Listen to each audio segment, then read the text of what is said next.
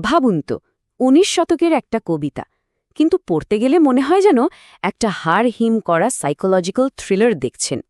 এটা একটা dramatic monologue, মানে পুরো গল্পটা আমরা শুনব শুধু একজনের মুখ থেকে, আর তিনি হলেন ডিউক অফ ফেরারা। চলুন তার কথার গভীরে গিয়ে আসল রহস্যটা খুঁজে বের করা যাক।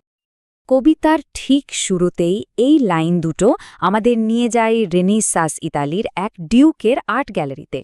তিনি বেশ গর্বের সাথে তার এক অতিথিকে দেয়ালে ঝোলানো একটা ছবি দেখাচ্ছেন। ছবিটা কার? তার মৃত স্ত্রীর, তার শেষ ডাচেসের। আর এখানেই কিন্তু আসল প্রশ্নটা জাগে, তার সাথে ঠিক কী ঘটেছিল? সবচেয়ে অদ্ভুত ব্যাপার হলো এর উত্তরটা আমরা অন্য কারো কাছ থেকে নয়, ডিউকের নিজের মুখ থেকেই খুঁজে বের করার চেষ্টা করব। তো চলুন তদন্তটা শুরু করা যাক। প্রথমেই দেখে নিই ডিউক কীভাবে এই ছবিটার পরিচয় দেন, আর কিভাবে বা প্রথম থেকেই তার নিয়ন্ত্রণ করার মানসিকতাটা একদম স্পষ্ট হয়ে ওঠে। আচ্ছা, ডিউক যার সাথে কথা বলছেন তিনি কে?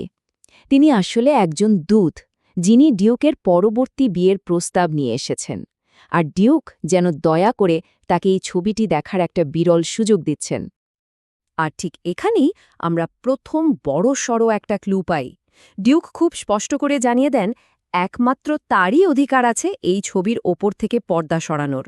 মানে মৃত্যুর পরেও ডাচেসেস ছবির ওপর তার এই চরম মালিকানাবোধটা কিন্তু আমাদের একটু হলেও চমকে দেয়। এবার আসা যাক ডিউকের প্রথম অভিযোগে।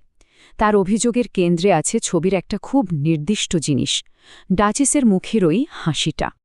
ডিউকের মূল সমস্যাটা কি জানেন?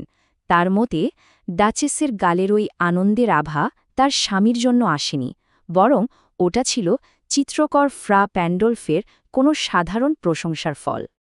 ডিউকের নিজের কথাতেই তার ভেতরের গভীর ঈর্ষাটা বেরিয়ে আসছে। তার শান্ত ভদ্র চেহারার আড়ালে যে একটা শীতল হিসেবি মন লুকিয়ে আছে, তা যেন একটু একটু করে প্রকাশ পেতে শুরু করেছে। কিন্তু অভিযোগের লিস্টটা এখানেই শেষ না। ডিউক এবার বলতে শুরু করেন কিভাবে ডাচেসের সাধারণ হাসি খুশি স্বভাবটাই তার অভিজাত সম্মানকে আঘাত করত। একবার ভাবুন তো ডাচেসের অপরাধগুলো কি ছিল?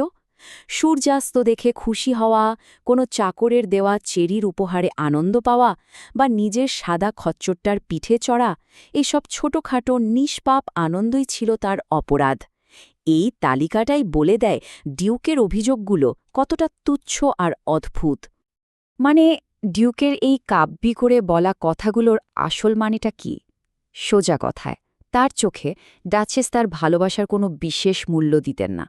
তিনি সবার সাথেই সমানভাবে দয়ালু ছিলেন, আর এটাই ডিউকের কাছে ছিল একটা চরম অপমান। এবার আমরা ডিউকের রাগের একদম আসল কারণটাই চলে এসেছি, তার অহংকার। তিনি বিশ্বাস করতেন তার মতো একজন ডিউকের স্ত্রী হওয়া, তার ৯০০ বছরের পুরনো নাম পাওয়াটাই ডাচেসের জন্য যথেষ্ট হওয়া উচিত ছিল। একদিকে তার ৯০০ বছরের পুরনো বংশমর্যাদা, আর অন্যদিকে সামান্য চেরি ফল বা একজন সাধারণ মানুষের প্রশংসা। ডিউকের চোখে এই দুটোকে এক পাল্লায় মাপাটাই ছিল সবচেয়ে বড় অপরাধ। তার অহংকারটা এখানে একদম দিনের আলোর মতো পরিষ্কার। ডিউক কিন্তু সরাসরি কিছুই বলেননি তার স্ত্রীকে। কেন? কারণ তার মনে হয়েছে স্ত্রীকে কিছু বোঝাতে যাওয়া মানে তার স্টেটাসের নিচে নেমে যাওয়া, মানে নত হওয়া, আর তিনি কখনোই নত হতে রাজি নন। এই নত না হওয়া বা স্টুপ না করার জেদটাই কিন্তু সব সমস্যার মূল ছিল। তার এই সাংঘাতিক অহংকার কোনো রকম আলোচনা বা সমাধানের রাস্তাই খোলা রাখেনি। এবার আমরা এই মনোলগের সবচেয়ে ঠান্ডা, সবচেয়ে ভয়ঙ্কর অংশে চলে এসেছি। এখানেই ডিউকের সমস্ত অভিযোগ আর বিরক্তি একটা ভয়ঙ্কর স্বীকারোক্তিতে পরিণত হয়। ডিউকের শেষ আর চূড়ান্ত অভিযোগ ওই একই, ডাচেসের হাসিটা শুধু তার জন্য ছিল না। তিনি ডিউককে অন্যদের থেকে আলাদা করে বিশেষ কোনো গুরুত্ব দেননি, আর এটাই ছিল তার কাছে না কাবিলে সহ্য।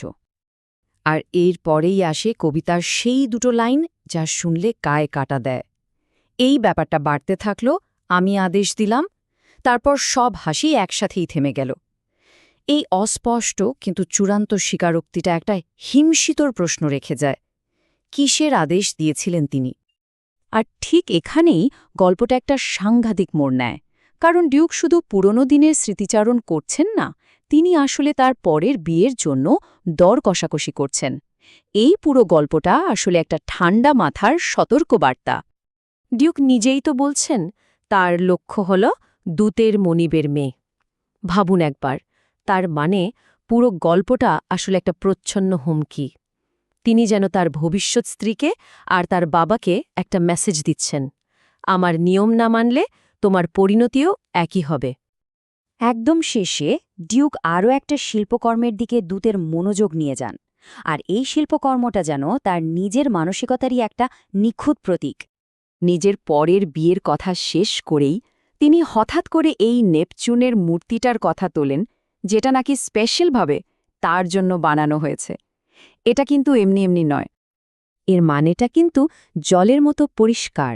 ডিউক নিজেকে ভাবেন দেবতা নেপচুনের মতো শক্তিশালী, আর তার স্ত্রীকে ভাবেন একটা সুন্দর বুনো সি হর্সের মতো, যাকে বশ করে নিজের কালেকশনে সাজিয়ে রাখতে হবে।